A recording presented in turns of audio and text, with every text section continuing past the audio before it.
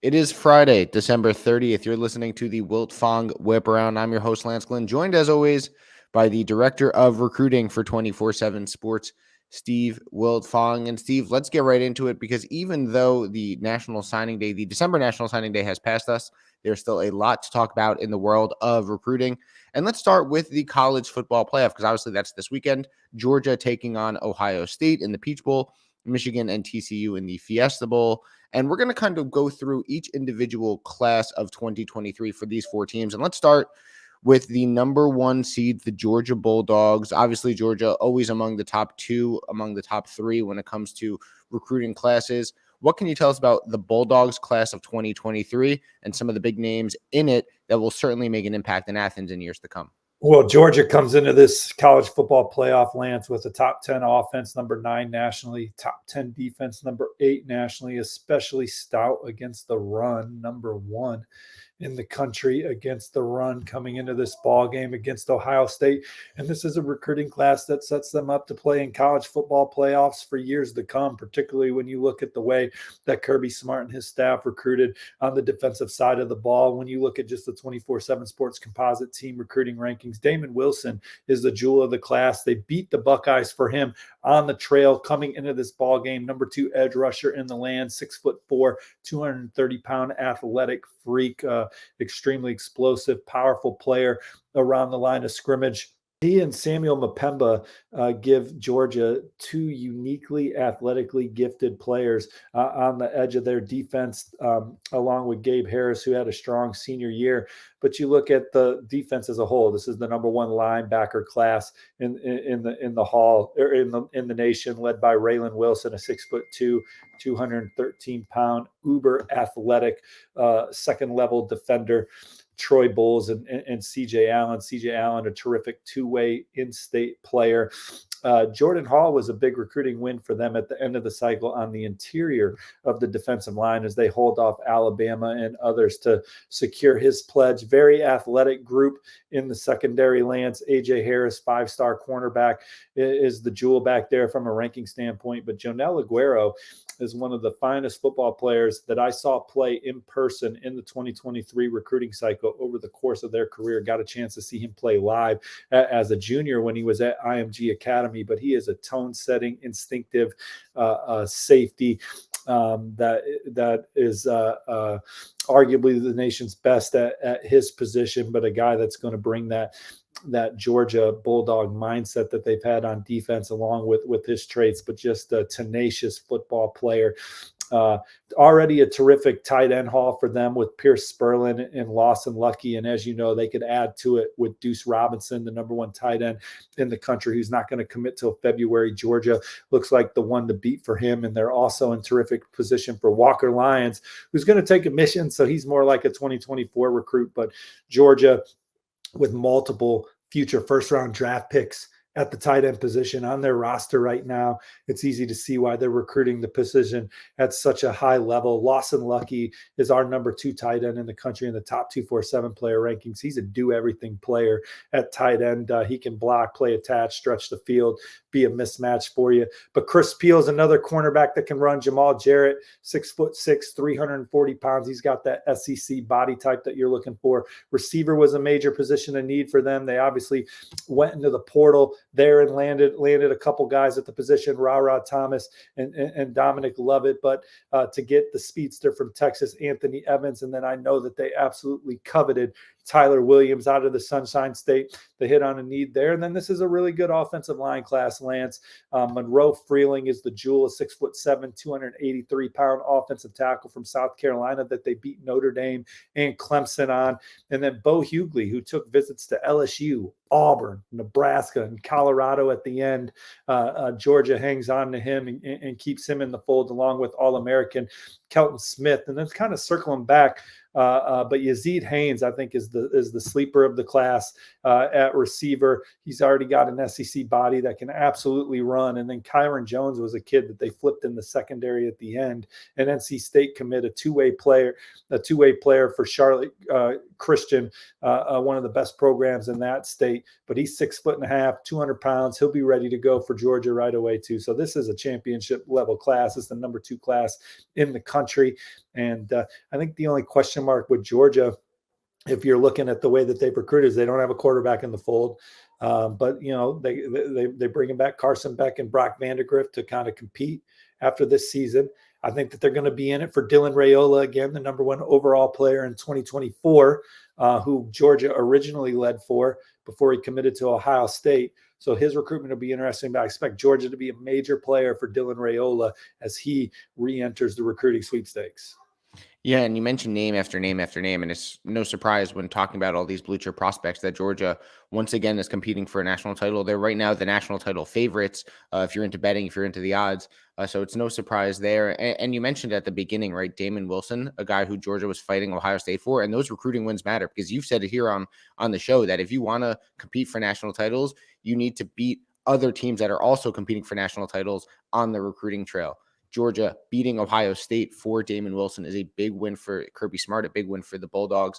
And obviously, who knows, down the road, maybe we're talking the next 2-3 years, we could see another Georgia-Ohio State matchup in the college football playoff and Damon Wilson making a big impact for the Bulldogs instead of for the Buckeyes. Another team I want to discuss, the number 2 seed in the college football playoff, Michigan, not as highly ranked as Georgia, but still a very good class for Jim Harbaugh.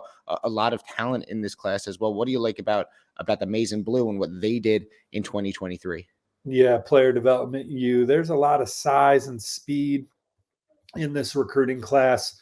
When you look at the defensive line and guys that they were able to secure pledges from in the front 7, Enow Eta's 6'4.5", 260 pounds with a massive wingspan, just a ton of physical upside for this athletic, versatile player at the point of attack. Samaj Bridgman's a 6'2", 230-pound linebacker out of Philadelphia who's going to be a mainstay in the middle of Michigan's defense for years to come. But, I mean, you just look at the guys that they recruited around the line of scrimmage. Brooks Barr, 6'6", 270 pounds out of Chicagoland. Brian Ishmael, 6'4", 220-pound player on the edge. They have a body type that they look for along the defensive line, and they certainly get the most out of those guys. Roderick Pierce, 6'3", 290 pounds, formerly committed to Wisconsin, that Michigan secured a pledge from late. It was a big need for them in the secondary for them this cycle. They go out and land Jair Hill, one of the best two-way players in the Midwest, but he takes the ball away. He's an instinctive playmaker in the secondary that Michigan was able to win out for late in the cycle. Cameron Calhoun out of Cincinnati as a 6 foot, 170-pound defensive back. That was another nice recruiting win for them at the end of the process. And then landing more guys on offense that are proven playmakers and dynamic guys. But Cole Cabana is a 6 foot, 190-pound running back with blazing speed. Zach Marshall is a 6'4", 220-pound playmaking pass catcher from out west. So they went out and landed some guys that have a real exciting upside. Hayden Moore, 198 tackles as a senior, a linebacker out of Aurora, Colorado, that was at one point committed to Nebraska. But DeJuan Waller, a 6'3" defensive back out of Ohio. Michigan recruits traits and they get it out of them. This was another really good class for Michigan that'll keep them amongst the top programs in the Big Ten, which puts you in the mix to make the college football playoff and beyond. Evan Link, the jewel of their offensive line class out of Washington, D.C., Gonzaga, 6'6", 290 pounds, plays against really good high school competition out there. He's a guy that I figure would be all Big Ten a couple times when it's all said and done for the reigning Joe Moore Award winners right now. Yeah, and Michigan, you mentioned development U, so not the number 2 class like Georgia, but a top 20 class nonetheless. And like you said, they find traits, they see them, and they develop them, and they turn players into really talented stars. And you mentioned a couple names there. When you look at the Michigan football team right now, I mean, Michigan was always a team that was in New Year's Six contention under Coach Harbaugh and company, but that's not the standard of Michigan football. What you're seeing right now, competing for the national championship, is the standard of Michigan football. Michigan's a logo that can go into any state in the country and be a contender for the top players in California, the top players in Florida, the top players in Texas. It has that much power and prestige as a program for what they offer on and off the field. That's why they're in the mix for Nicholas Harbor, the number 1 ranked athlete recruit in the country that aspires to run run in the Olympics, aspires to play in the NFL, and then aspires to be an orthopedic surgeon. Michigan checks all those boxes as they're in the top 3 for him coming down the stretch of his recruitment alongside Maryland and South Carolina. And so when you look at the way Michigan's recruited over the last few cycles, they go from having game manager at quarterback to having game winner at quarterback in J.J. McCarthy. He's by far the best quarterback that Michigan has recruited in the Jim Harbaugh area. You look at the receiver room, there's so much more speed and playmaking ability and guys that can score a touchdown on one play as opposed to those possession type guys that we saw for so long on just the New Year's Six teams, not game breakers. And then how can a school like Michigan go so long without a draft pick at running back? It went from Mike Hart, who's now their running backs coach, to finally Chris Evans, who's from Indianapolis, where I live, to break that string. And he's having a good little career for the Bengals right now. But now Michigan, they got 2 NFL backs in their room right now. And certainly more on the way, maybe Cole Cabana being the next. So they've really upgraded that running back room and made it championship level. They've always had great O-line play. They've always been ferocious and physical around the point of attack on defense, and then tight end has never been an issue.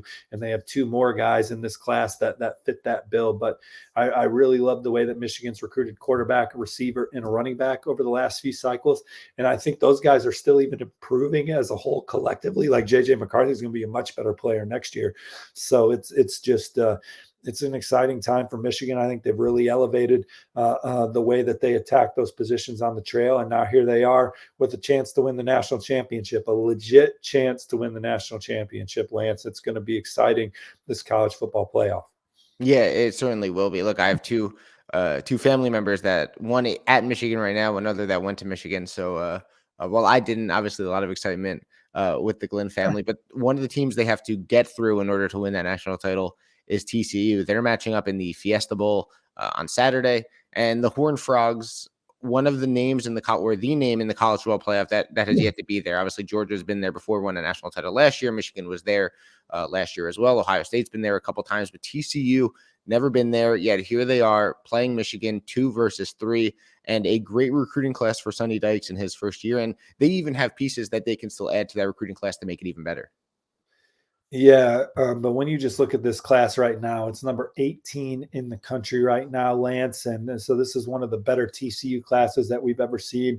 And there is some exciting players in the fold right now to help keep Sonny Dykes and company as what is now the premier program in the Big 12. I mean, certainly.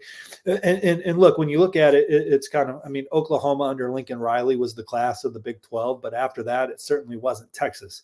TCU and Baylor having much more success over the last 10 years when you're looking at double-digit wins and competing for conference titles than the Longhorns. And I think TCU is the obvious easy pick as the class of the Big 12 moving forward, particularly with Luke Fickell moving on from Cincinnati up to Wisconsin.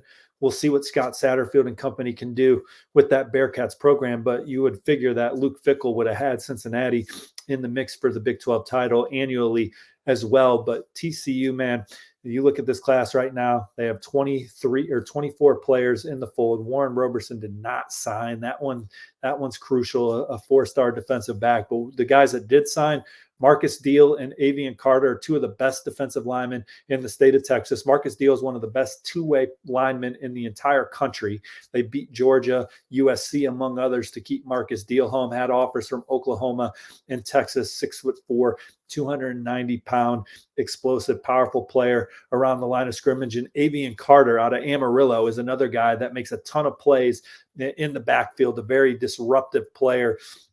Cordell Russell is a touchdown waiting to happen at receiver, and he's going to come in physically ready to give them something. And maybe they add Mikhail Harrison Pilot is going to announce his college decision at the All-America Bowl on January 7th, a dynamic pass catcher.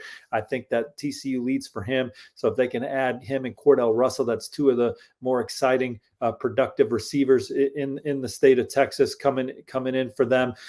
And then you look at some of the guys that they landed in the secondary. Randon Fonanetti is a terrific two-way player out of Breesport. That's a one-time Utah commit. Jamel Johnson, a 6'1", 190-pound defensive back that was at one point committed to Texas. One of the underrated guys in the class is a young man by the name of Rohan Fluellen out of Gilmore, Texas. He's a sub-11 guy in the 100-meter dash. Lance, this young man has 19 career interceptions. And so he's a guy that knows how to go get the football and take it away. And then running back Cameron Cook had a tremendous senior season, doubled his production for Stony Point, another guy that can run and be a playmaker. And then the last guy in the class to kind of highlight is the safety out of Lake Belton High, Javian Wilcox.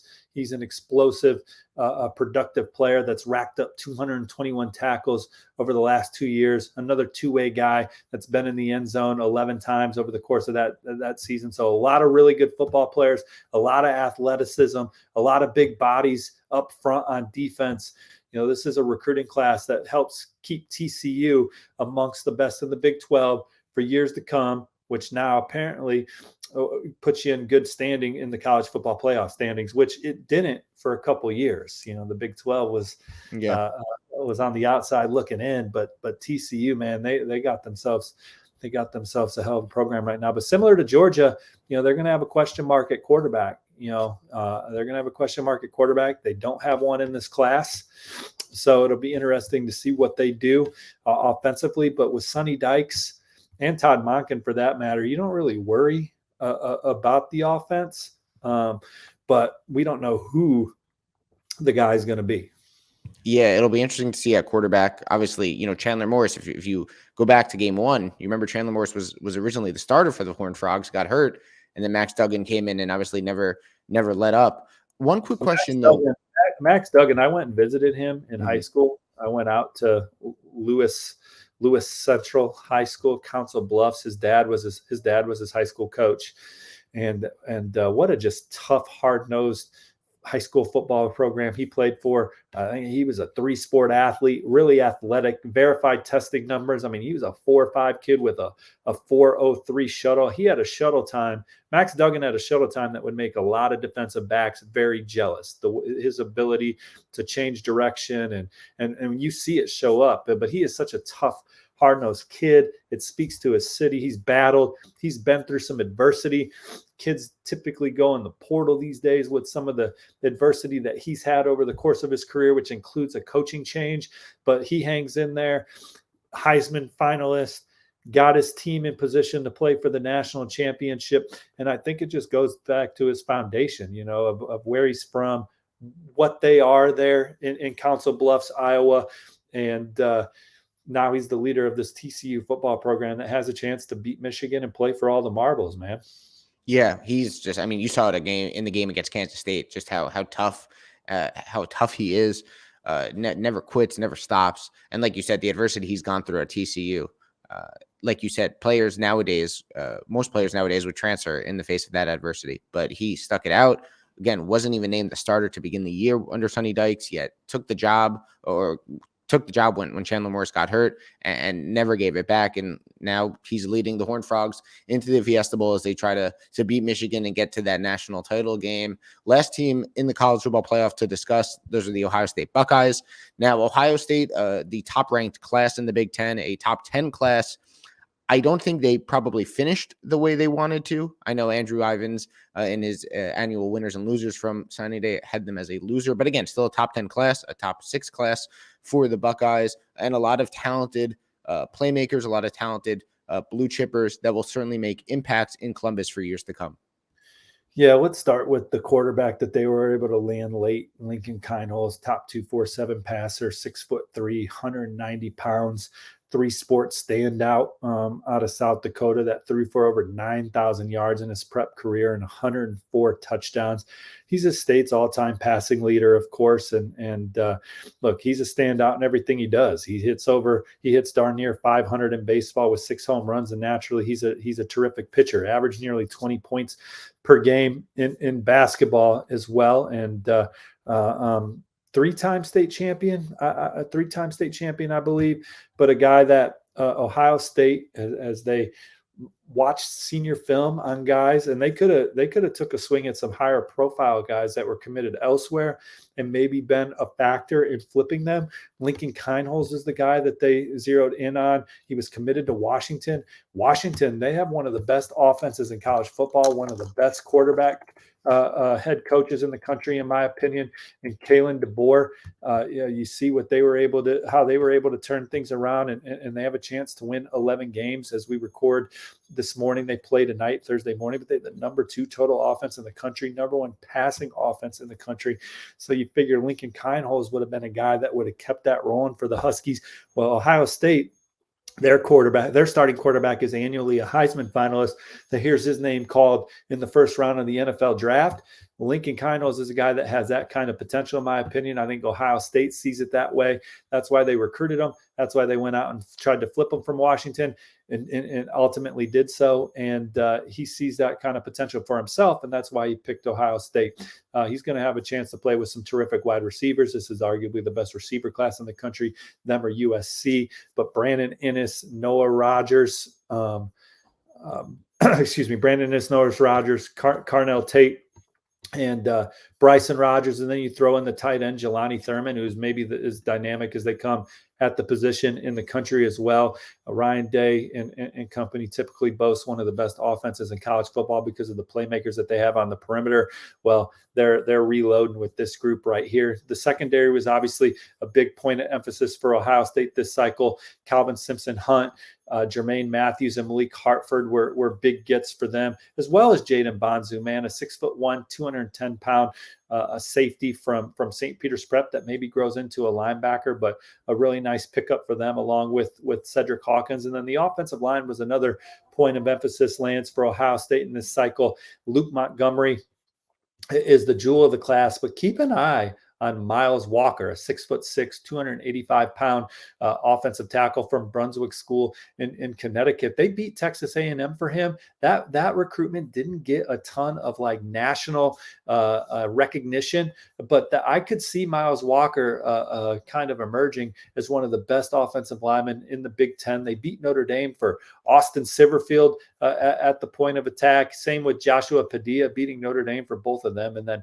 defensive line was another area for them that they really wanted to address. Jason Moore, a 6'6", 255-pound athletic player out of Powerhouse DeMatha, where they went and landed Chase Young long ago. Now they have Jason Moore in the mix. Joshua Mickens is an athletic 6'5", 225-pound edge player out of Indianapolis. That's a 3-sport standout. And then Will Smith, they know that name well. His dad was a standout at Ohio State. He had a terrific senior year, 6'3", 260 pounds, alongside Caden McDonald, who's one of the most explosive, powerful defensive linemen in the country, to go into Sewanee, Georgia, out of North Gwinnett and secure a pledge from Caden McDonald, beating out Clemson, among others, for him. So this is look, the last day, a lot of people tune into the early signing period show, which we're thankful for, and maybe schools like Ohio State and Miami don't get a lot of mention because that last day didn't go as well as the other 362 days of the year. But Ohio State and Miami were two programs that had outstanding classes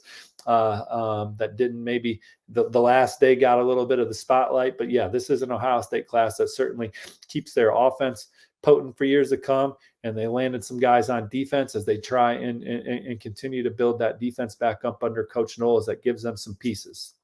Yeah, you make a good point there, right? Just because they didn't finish well or they didn't have the greatest early signing period doesn't mean they don't have a great class. And their class, even after a miss here and there in the last couple of days, still has a ton of talent, still a top 10 class, still the top class in the Big Ten, as we're so used to seeing from the Buckeyes, and a class that will certainly keep them relevant in the college football playoff discussion for years to come. So Georgia, Michigan, TCU, Ohio State. Remember those games this Saturday: Georgia taking on Ohio State, Michigan taking on TCU for the right to play in the college football playoff national championship game. Let's move on and let's actually stay in the Big Ten, right? We just finished talking about Ohio State. Let's stay in the Big Ten. To a first-year head coach we go. Lincoln, Nebraska, right? I know you're a big fan of what Matt Rhule is doing out there. Took the job only a few weeks ago, maybe a month ago at this point, but has Nebraska pushing for a top 25 class? Has the Huskers really in contention for a lot of top targets still with February to come. So what do you like so much about Nebraska's class, and what do you like about what Rhule is doing out there in rebuilding this Huskers program and trying to get them towards Big Ten relevancy and towards the top of the Big Ten West? Well, I think when you look at this Nebraska class, what jumps off the bat right away is some of the guys that they came in and targeted, how good of high school football players they are in addition to their athletic profiles. I mean, they go out and they win a recruitment for a couple top 247 guys down the stretch. Malachi Coleman, a 6'5", 205-pound athlete that could shine an outside linebacker on the edge. But Nebraska views him as a wide receiver.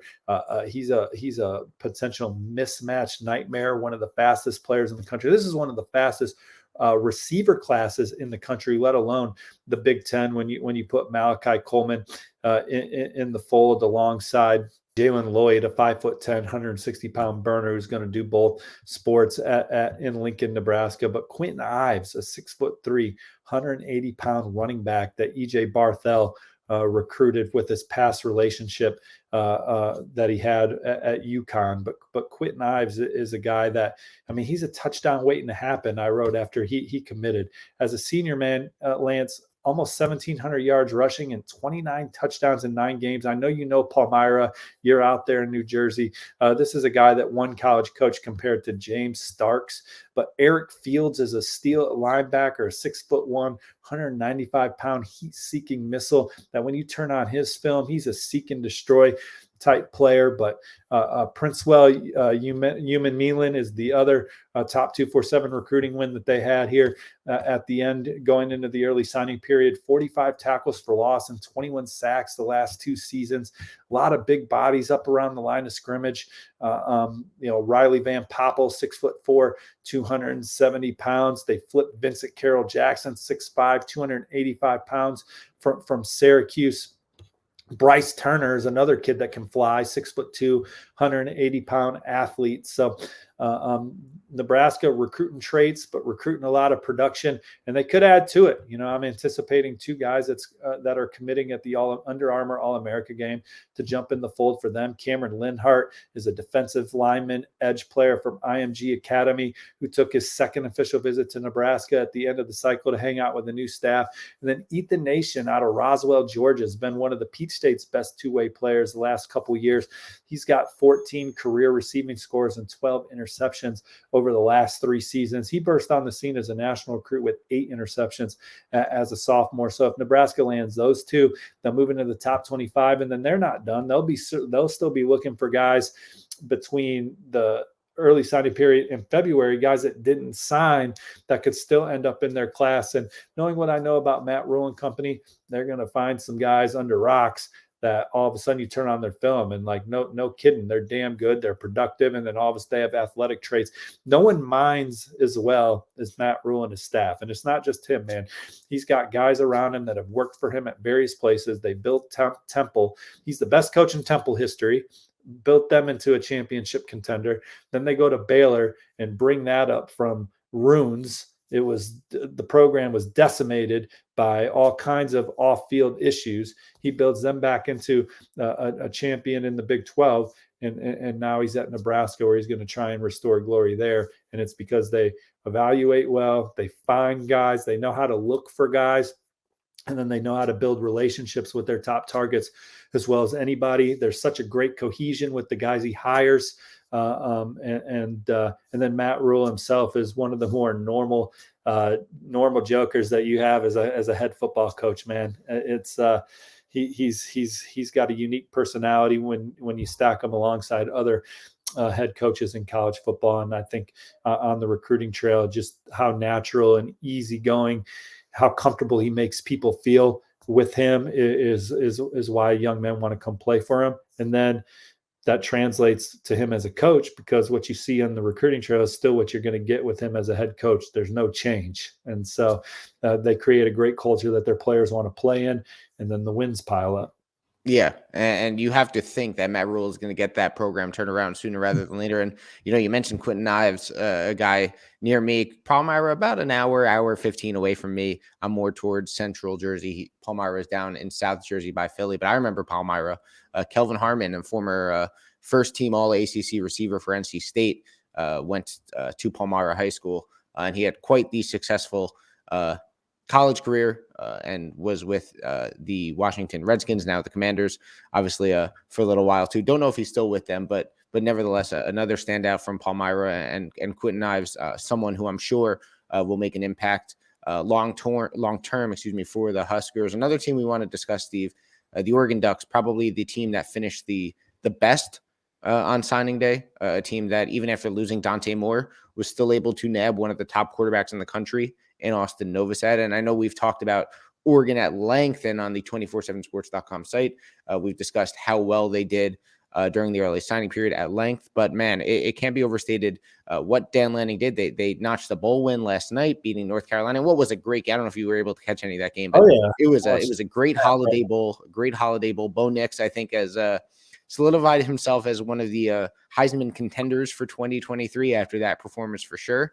But the Ducks on the recruiting trail, what a job Dan Lanning did in his first full cycle. And he's setting Oregon up to really be the class, I think, of the Pac-12 once USC and UCLA decide to leave. Yeah, you probably had the top two Heisman candidates for next year playing against each other in that game last night with Bo Nix and Drake May. And that throw Bo Nix made, the game winner, was just an unbelievable throw there. And last night was the best bowl day of the year so far with that Kansas-Arkansas game. And even I enjoyed the Texas Tech Ole Miss game too. It was a fun night of college football. And I love bowl season. Bring back the Blockbuster Bowl, but I like these classic bowl, the Liberty Bowl, the Holiday Bowl. I grew up on those games, and we got good bowl games the next couple days. So it's a very exciting time for pure college football fans like yourself and myself. But Oregon, number 11 class in 2023. They have the number 6 class early in 2024. So rocking and rolling, ripping and roaring on the recruiting trail. I think they're going to add to it at the Under Armour All-America game when 4-star defensive lineman Ashton Porter announces his college decision, took a couple visits to Oregon in the last 5 weeks, caught their win over Utah, I believe, then returned for his official visit in December. But a former Northwestern commit that TCU, Texas, and several other programs made him play for. But I really like where Oregon stands with him. They're still in the Deuce Robinson sweepstakes. They're still in the Roderick Pleasant sweepstakes. So they have several top 247 prospects that they're still in the mix for as they try and finish this cycle strong.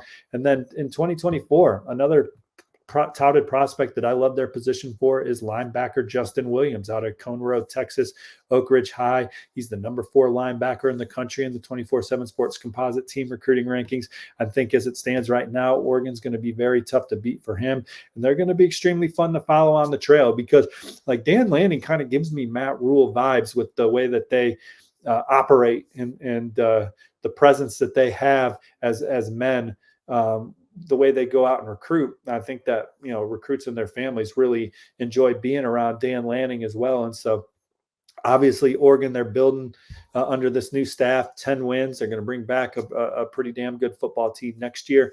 They're infusing a terrific recruiting class that includes receiver Jerion Dickey, edge Mateo Uagalele. They flipped Dalen Austin from LSU at the early signing period. Austin Novosad was certainly one of the top quarterbacks in the country, but Dante Dowdell is one of the more college-ready running backs. Saw him at the Alabama-Mississippi All-Star game. He's rushed for over 2,000 yards the last 2 years in the state of Mississippi. Ole Miss and Mississippi State tried hard to get him to stay home at the end of the cycle, but Ashton Cozart's another burner. Receiver Amari Washington lived in the backfield for Chandler, Arizona this year. They flipped Jaden Lamar from Notre Dame. They held on to Blake Purchase, the number 1 player in Colorado, who the Buffaloes were trying to flip. Terrence Green's a 6'5", 265-pound defensive lineman. Tyler Turner's maybe the sleeper of the class for them, a very productive safety out of San Antonio. So this Oregon class really came together, and they could still add to it. They're off and running in 2024, and the Ducks are positioned well in my opinion, to compete to be the class of the Pac-12.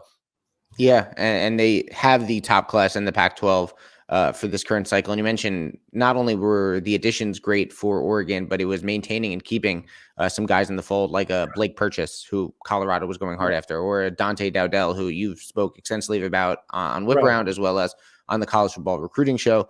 So Oregon doing a great job of not only bringing in guys into the class, but also keeping Sure. their commits. Steve. Utah and Oregon recruited the best around the line of scrimmage in the Pac-12. USC obviously goes out and lands the top quarterback and the top receiver class and really offensive skill, you could say, in general, which is what you're going to see under Lincoln Riley. And the Trojans are going to be good for years to come under Lincoln Riley because he's one of the best football coaches in the country. But what's going to define the Trojans is how they recruit the meat around the line of scrimmage on both sides. And this cycle, again, I continue to like the way Oregon and Utah project in that realm a little more than USC. But hey, it's a player development game. You got the transfer portal now. And so there's other avenues for USC to, add there. And I do think USC was a much tougher football team this year under Lincoln Riley and company than they were for the years before. So I love the arrow of USC. But man, Oregon and Utah both recruited difference makers around the line of scrimmage on both sides. And, we'll see. I find the Pac-12 to be very fascinating now with Lincoln Riley being there, and in Utah, I thought they brought in a tremendous class. But, we'll see what Elijah Page and Braylon Shelby and those guys do. Elijah Page was as big a flip as anybody had in the Pac-12. They flipped him out of Pinnacle High School, Phoenix, Arizona, from Notre Dame. That was a big recruiting win for USC, but they need more. And we'll see how they continue to develop that position. And I do think that they have one of the best offensive line coaches in the country, luring him away from Texas A&M. That was big. So, we'll see. Yeah, Steve, that's right. And where has Utah kind of ascended over USC in the last couple of seasons? It's been in the trenches on the defensive line, on the offensive line. We saw it in the Pac-12 title game, and we've seen that's one of the big reasons why Utah's been able to secure their spot in the Rose Bowl the last few seasons. But that's it for us, Steve, on today's episode. A couple things coming up. The Under Armour All-American game. Make sure to stay locked into 247sports.com for all the latest updates from the guys like Andrew Ivins in regards to that. You'll be on January 7th in San Antonio for the All-American Bowl. Have a host of 247 sports recruiting experts down there as well. So make sure to stay locked in to Twitter and to 247sports.com. Alabama. Alabama's got a lot of dudes in the All-America Bowl, headlined by Caleb Downs, Keon Keeley, Caden Proctor, the number one players in the country, all their respective positions. Top quarterback or one of the top quarterbacks in the country, Dante Moore, UCLA commit. Those are some of the headliners on that roster. But Alabama, New Year's 6th this year, those are guys that help get them back to the national championship game next year. Keeley, Proctor, Downs. Yep. And it's bowl season, it's high school bowl season, as well as college football bowl season. So make sure to stay locked into 247sports.com for everything you need to know, all the updates, all the stats, all the stars regarding those upcoming high school bowl games. But for Steve Wiltfong, I am Lance Glenn. Thanks so much for tuning in. You've been listening to the Wiltfong Whiparound.